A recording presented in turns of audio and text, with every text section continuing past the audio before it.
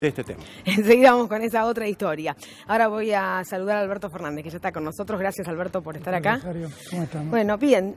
Yo pregunto esto a cada rato, ¿viste? Pero no logro una respuesta, en definitiva, ¿no? Está difícil saber si el peronismo va a lograr esta unidad.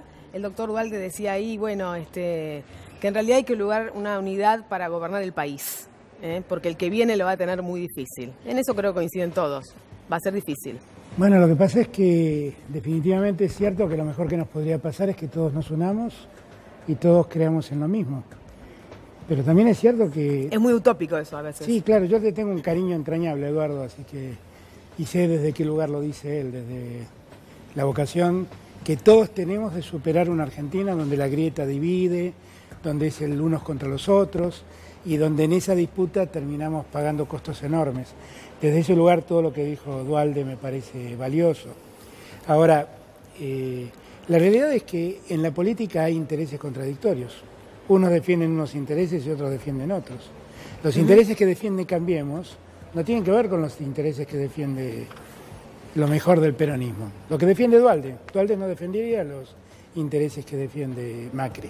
De eso estoy seguro. Porque Macri está convencido de que antes que nada están los intereses empresarios, los intereses financieros, subsidiariamente los intereses de los que trabajan. Leía días atrás a un periodista que decía que Macri le decía a los empresarios casi con orgullo que había aniquilado el salario argentino. Porque él cree que los que trabajan tienen que cobrar poco. Y creen que uno de los problemas de la productividad argentina es el salario de los que trabajan. Porque básicamente siempre creyó que es un costo el trabajo. Entonces, es un costo empresario. Entonces, me parece que definitivamente la política siempre supone contradicción de intereses y lograr ese tipo de consensos de los que ha hablado Duhalde es un poco difícil, por no decir mucho, porque suponen concepciones de país muy distintas. ¿Y qué consenso o acuerdo o unidad pueden tener para, porque el sector de la oposición quiere ganarle a Macri las elecciones del año que viene, para poder hacerlo? Digo, alternativa federal o este peronismo diferente, las reuniones que vimos en los últimos días, ¿significa algo diferente o está opuesto a lograr la unidad? Hay algo de lo que decía Duhalde, que lo escuché con mucha atención, pero que me parece que no lo analiza en términos electorales de un modo adecuado, es que la unidad opositora es muy importante, No es verdad que él dijo es un tema menor, no interesa. No, es definitivamente importante, porque la unidad opositora es lo que garantiza el triunfo sobre Macri. Ahora, ¿qué es lo que complica esa unidad opositora? Hablando cruelmente, la presencia de Cristina. O sea, Cristina es una dirigente que hoy en día es la dirigente más votada de la Argentina. Nos guste, no nos guste, nos parezca bien, nos parezca mal, es la dirigente más votada de la Argentina. Y en esa realidad, el efecto es que... ¿Y por qué no se lo quieren reconocer eso? No es que no se lo quieran reconocer, todos lo reconocen tanto que le piden que no sea candidata.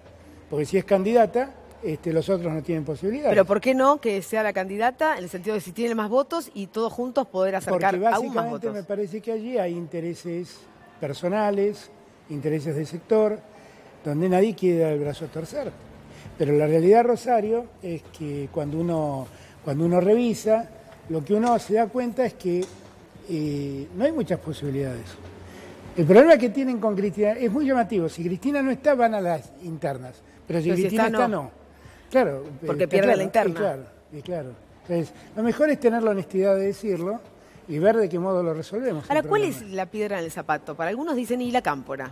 Los chicos de la cámpora que no nos respetan, quieren todos los lugares para ellos. Yo he sido muy crítico de Cristina durante su gestión, críticas que sostengo absolutamente, pero me parece que muchos se agarran de aquellas críticas del pasado para decir que hoy siguen siendo un problema. Honestamente, hoy la cámpora no es un obstáculo para nada. Nadie está porque cambiaron. Porque me parece que han pasado, diría Macri, han pasado cosas, ¿no? Y entre las cosas que han pasado... 3 elecciones de derrota. Claro. Y entonces no tienen los bríos y no vienen con la vocación de imponer cosas que existió en otros tiempos. Entonces, decir que la cámpora es un obstáculo es una ficción, eso no es verdad. Y me parece que el verdadero problema que tienen es la presencia de Cristina y la solidez de sus votos. Ahora, lo que tenemos que lo mejor sería que nosotros estemos reunidos para ir discutiendo cómo hacer avanzar este proyecto. Pero ¿por qué te digo lo de la cámpora? Yo suelo escuchar en algunas reuniones algo así como, en el distrito tal, A es la persona que tiene más votos y la cámpora apoya a B. Entonces uno le dice, ¿para qué apoyas a B si A es la que tiene más votos? ¿Por qué no vamos todos juntos? ¿Y por qué ellos apoyan a B? No, bueno, son cosas que, así como yo le reclamo a los otros, hay que reclamárselo a la cámpora. Porque efectivamente vivimos muchos años, por lo menos 8, de desencuentros, de confrontaciones, de distanciamientos. Pero hay tiempos para eso, ya me parece que no hay tiempo. No lo hay. Por eso, el planteo que vos me haces es un caso muy parecido al cuestionamiento que yo le hago a los otros respecto de Cristina. Sí. Vos decís que lo hacen a la cámpora y tenés razón. Pero esas son las cosas que tenemos que ir cediendo poco a poco. Lo que creo es que la cámpora no es obstáculo realmente para la unidad del peronismo.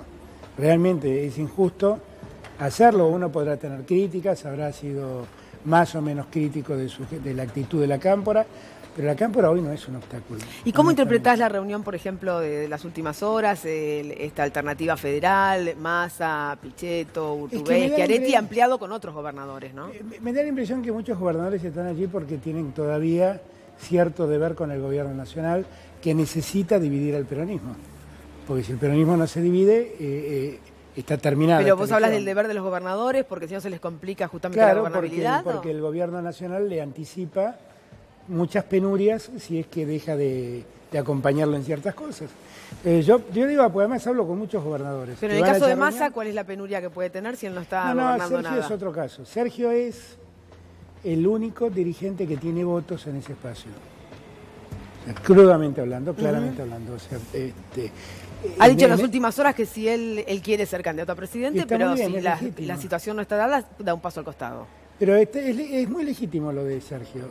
Y yo creo que es alguien muy importante para el futuro, porque es uno de los hombres más preparados que tiene el peronismo. Así que yo quisiera que no se meta en una aventura que por ahí lo lastime. Ahora, la realidad es que en ese espacio, mira, es muy fácil de hacer el cálculo. El peronismo ha tenido siempre entre 42 y 43 puntos del electorado. Eso es lo que históricamente ha tenido. Duhalde sacó el 40%, Cristina alguna vez sacó el 45%, pero es más o menos lo que siempre ha tenido el peronismo. Si vos sumás a Cristina más Massa, está el 100% de los votos. Cristina tiene 35 puntos hoy, más o menos. Sergio tiene entre 7 y 10 puntos. Ahí están todos los votos del peronismo. 45, digamos. No hay más, no hay más. El resto son dirigentes que tienen Pero para eso debieran ir juntos. Sí, lo que quiero decir es que no hay más votos en disputa. ¿Se entiende? Y lo que yo me pregunto es si alguien como no puede Sergio, lastimar un Urtubey, no, porque no tienen trascendencia electoral, no tienen ninguna trascendencia electoral. Ninguna. Trascendencia electoral tiene Massa en los términos de los que estoy hablando. Entre un 7 y un 10%. Es eso, es eso. Los otros candidatos, Urtubey, Pichetto, Solá, Rossi, Kicillof, asoman si es que alguno de los dos que tienen votos sale del escenario. Si Cristina sale, mejora Solá, mejora Kicillof, mejora Rossi. Si se va a Massa, mejoran los otros. Pero yo lo que creo que lo que tendríamos que estar discutiendo es ver cómo empezamos a construir una alternativa para este presente. Recién lo escuchaba Eduardo es muy cuidadoso en cada palabra, pero la verdad es que nosotros estamos pasándola pésimo. El gobierno de Macri es un horror, un horror. Hoy superamos los 820 puntos 822 de riesgo país. Es un horror el gobierno de Macri. El 50% de los chicos son pobres en la Argentina. Es un horror el gobierno de Macri. Es un espanto, es un espanto. Y la verdad lo peor que tiene el gobierno de Macri es que es un gobierno sin destino. Es un gobierno que no tiene la menor idea para dónde ir. Yo uso siempre una imagen que me ayuda a explicar lo que creo que es lo penoso del gobierno de Macri. Imagínate un naufragio y el náufrago agarrado a un tronco. Y la verdad, su vida depende de ese tronco. Y la verdad no tiene la menor idea de dónde está la costa y solo se encomienda a Dios y a que las olas y la marea los lleve a la orilla, que no tienen la menor idea de dónde está. El náufrago es Macri y el tronco es el Fondo Monetario. Y así estamos. Un gobierno que espera que, aferrado a las lógicas del Fondo Monetario, pueda llegar a terminar su mandato cosa que todos queremos, obviamente, pero con algún resultado medianamente bueno. Pero los resultados son peores. Hoy escuché que los primeros datos dicen que el déficit fiscal primario ha aumentado, pese a todo. Y claro, es muy razonable si uno tiene en cuenta que la recaudación impositiva hoy en día está entre 3 y 15 puntos por debajo de la inflación, y es razonable que todo eso sea muy difícil, que lograr el déficit cero sea muy difícil. Ahora, todo esto, con el cuadro de situación que hay, con todos los números en rojo, no hay una variable que puedas mencionar que esté mejor, salvo, obviamente, las comisiones de lo que... Recién escuchaba acá, ¿cómo Sica va a decir que el consumo de los sectores más pobres no ha cambiado? Sí, ha dicho eso. Si cayó en Argentina el consumo de leche. Ha dicho eso, de leche ha caído. Y el otro día lo escuchaba a Luis Brandoni decir algo aún peor, porque dijo que la calidad de vida de la gente más necesitada a mí me duele tanto porque ha crecido, se ha modificado notoriamente, ¿no? Yo confieso que tengo por Brandoni una admiración como actor increíble. Todos, eso pero no puedo creer que diga eso. No lo puedo creer. Cuesta entender cuál es el análisis, Además, no tiene necesidad, ha sido un hombre con una historia formidable, no tiene necesidad de defender esta tropelía que es el gobierno de Macri. Lo que quería apuntar es que con todos estos datos negativos, la encuesta que se ha conocido en los últimos días de Poliarquía dice que el presidente ha logrado parar su caída en cuenta que y ha aumentado. La gente de Poliarquía es funcionaria del gobierno de María Eugenia Vidal. Ha perdido toda la seriedad que alguna vez tuvo. O sea, ¿vos crees que eso no es cierto? No, eso es una ficción. Como es una ficción decir que el G20 le mejoró la imagen a Macri. Eso es una ficción. Eso es una ficción. Que Macri llorisquee en un acto es legítimo, está bien, se habrá emocionado, le creo. Pero al día siguiente los problemas argentinos son los mismos. Pero él acaba de decir en el mensaje navideño que hemos pasado las tormentas y que las tormentas nos han fortalecido y que, bueno, vamos a salir adelante. Él está convencido de la reelección, además. Yo le diría que a esta altura de los acontecimientos cada tormenta convirtió nuestra vestimenta en harapos y cada vez estamos peor. Y a las casas se nos han volado los techos. Yo no sé qué lee Macri, no entiendo de qué está hablando. No sé, se va de vacaciones mañana. Es que yo hoy o ayer puse un Twitter. La verdad me da la impresión que Macri se cansa de vacacionar y por eso sigue descansando, porque el tiempo que dedica a sus vacaciones es notable. Y en una Argentina donde, gracias a Dios, el clima social está contenido, pero donde la situación está muy mal. ¿Cómo se logra entonces contener esa situación social? Porque uno imaginaba un diciembre quizás aún más complicado. Inflación sigue dando yo creo que ahí nota. hay una gran responsabilidad, enorme responsabilidad, de los dirigentes sociales. Yo ya a la tarde estuve hablando con Juan Grabois. Sí. Y Juan me contaba lo que está pasando. Y cómo se la contiene la gente, para tratar de que la gente no desespere. Estuve en Entre Ríos el fin de semana pasado, 2 chicos de comedores me llamaron y me pidieron auxilio porque les dejaron de mandar comida a los comedores, el gobierno nacional. Yo lo que digo es... El equipo de antropología forense ha anunciado que no puede trabajar más. No le mandaron el dinero. Es atroz. Lo que está pasando es atroz. Ahora, nadie sensatamente puede decir que estamos mejor, que estamos más cómodos, que nada ha cambiado. Todo lo que cambia en Argentina es para peor.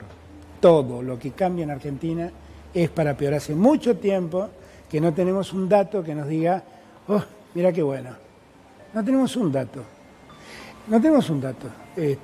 Acá viene el G20, la verdad que estuvo muy bien organizado, era lo que debía hacer Argentina, pero la verdad todo lo que pasó en el G20 a la Argentina no le sirve de nada.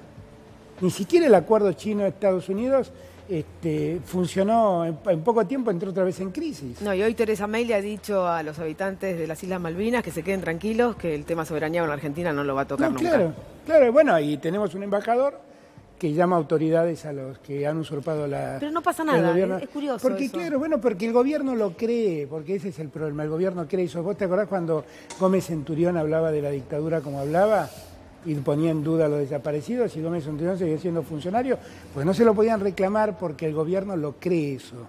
El gobierno cree que nosotros no tenemos derecho a reclamar en Malvinas, que nosotros somos un país predestinado a estar sometidos por las grandes potencias, y entonces no podemos reaccionar, y que los que son pobres están condenados a la pobreza, y los que son ricos legítimamente pueden seguir enriqueciéndose. Eso es lo que cree el gobierno. A todo esto en las últimas horas se ha conocido el fallo de la Cámara confirmando procesamiento con prisión preventiva para Cristina Fernández de Kirchner. Hablamos de la causa de los fotocopias de los cuadernos, decisión de Bonadío, ahora ratificado por la Cámara. Otro se suma a esto a la posibilidad de, bueno, se irá a juicio oral, entendemos en algún momento, pero quizás al mismo show al que estamos acostumbrados de, bueno, se tiene que ir, tiene que dejar los fueros, que no, que sí, que no, que no, que sí, que ratificamos, no ratificamos. ¿Qué pasa entre una investigación del juez Bonadío, que muchos critican, cuando una Cámara dice el juez tiene razón? El problema es que la Argentina tiene una enorme crisis con la justicia federal. La gente por ahí no lo sabe, porque son temas muy ajenos a la gente. Pero Macri intervino la justicia federal. Macri intervino la Cámara Federal, la llenó de jueces amigos que ni siquiera concursaron, lo sacó a dedo de los tribunales orales y los puso ahí. Esos son los que votaron lo que votaron. Alguno de ellos es alguien a quien quiero, respeto y es amigo mío. Es un escándalo jurídico lo que escribieron. Yo terminé de leerlo hoy a la tarde. Es un estropicio jurídico lo que han escrito. Parece un artículo periodístico. A ver si podemos explicarle algo a la gente de eso, que sin entrar en lo técnico, Alberto. Hay un sinfín de cuestionamientos técnicos jurídicos que se hicieron en la causa que están desatendidos, donde no hay ninguna respuesta seria. Cuando se dice y se trabaja sobre fotocopias, no es porque creemos que las fotocopias no tienen valor. Las fotocopias pueden tener un valor indiciario. Pero ¿saben qué pasa? Sobre fotocopias, uno no puede saber, por ejemplo, cuándo fueron escritos esos cuadernos. Uno no sabe tampoco si el que escribió los cuadernos es Centeno, porque no se puede hacer una pericia. No se puede hacer una pericia sobre fotocopias. Bueno, pero el argumento del fiscal, en este caso Stornelli, dice que eso no tiene ninguna importancia porque Centeno ha ratificado todo lo que está escrito. Claro, pero es que yo no sé Centeno, que es un hombre que salió del ejército, que fue echado del ejército tras ser declarado inimputable. En verdad puedo tomar su declaración, y además está acusado y está considerado miembro de la asociación ilícita, si yo puedo tomar esa declaración en serio. Pero además hay otras cosas. En la ley del arrepentido, con la que nunca estuve de acuerdo, pero es una ley que el Congreso ha dictado, los que dictaron esa ley dispusieron que había que filmar las declaraciones de los arrepentidos. Es una condición de validez, no puede ser que eso no se analice y que se considere que no es una cuestión de nulidades. ¿Por qué se pide esa filmación? Se pide la filmación porque objetivamente no hay posibilidad de verificar que el arrepentido sea un arrepentido real, si eso no está filmado. No sabemos si alguien fue presionado, si alguien fue inducido, no lo sabemos. Y lo que dice la Cámara es, bueno, lo que pasa es que después están las firmas del juez, el secretario, el fiscal, y eso blanquea todo. ¿Qué blanquea? Si están todos complotados, dicen, ¿cómo no le tomaron declaración a Fontevecchia? Que Fontevecchia dice que los empresarios le decían estaban extorsionados. Que los empresarios estaban extorsionados. No lo llamaron. Y finalmente, no logro entender. ¿Cómo puedes? Acá hay una sola persona que declaró una asociación ilícita. Se llama Wagner. Dice que él formaba... Desde la Cámara, ¿no? Era presidente de la Cámara... De la Construcción. Y que como presidente de la Cámara de Construcción tenían un acuerdo con todos los empresarios para distribuirse las obras públicas. Esa es la única asociación ilícita que está confesada. ¿Me pueden explicar por qué todos los que estaban en esa mesa no son miembros de la asociación ilícita? ¿Y No, Wagner claro, sí? yo pensaba, ayer cuando comentábamos justamente el fallo, pensé en un momento, bueno, si Cristina Fernández Kirchner es la jefa, o la supuesta jefa de una asociación ilícita, viene a ser algo así como la jefa de Paolo Roca. Pero no, después me explicaban que de acuerdo al fallo, los empresarios no son parte de la asociación ilícita, son víctimas. Claro, es que es todo un disparate lo que han hecho. Pero además lo escribió Bonelli el viernes pasado en Clarín. Bonelli nos anunció que la Cámara Federal iba a liberar a los empresarios. Bueno, eso suele ser así, lamentablemente. Y que con eso iban a bajar la presión los empresarios sobre Macri. Pero digo, todo esto es un estropicio jurídico en cualquier lugar del mundo. La gente no le preocupa, porque la gente percibe, está tan influida, que finalmente se está haciendo justicia, porque finalmente se robaron todo. Exacto. Pero no es verdad. Digo, no es verdad que se esté haciendo justicia. Claro, el problema es en qué momento se puede lograr que la gente entienda cuál es la verdad. Mientras tanto hay una votación y quizás miren, esto se sepa en una quiero década. más que nadie que si ha habido corrupción se detecte a los corruptos y se los condene. No tengo ningún interés. Yo cuando hago todos estos comentarios no es en defensa de nadie, es en defensa del Estado de Derecho. Simplemente porque un día empezaron deteniendo a alguien en Jujuy y acá nadie se preocupó, que total era una colla jujeña. Esa era Milagro Sala. Y después con Milagro Sala detenida, inexplicablemente durante 3 años, empezaron a aplicar la regla a todo el mundo. Y un día se lo van a aplicar a la gente. Se lo van a aplicar a la gente. Eso de Bertolt Brecht, ¿no? Claro. Algo así. Entonces, yo en verdad lo que estoy haciendo acá es defendiendo las reglas del Estado de Derecho, que es lo que acá se está perdiendo cada día. Digo, además de que Macri ha sido un penoso presidente a la hora de administrar el país, es un penoso presidente a la hora de darnos calidad institucional.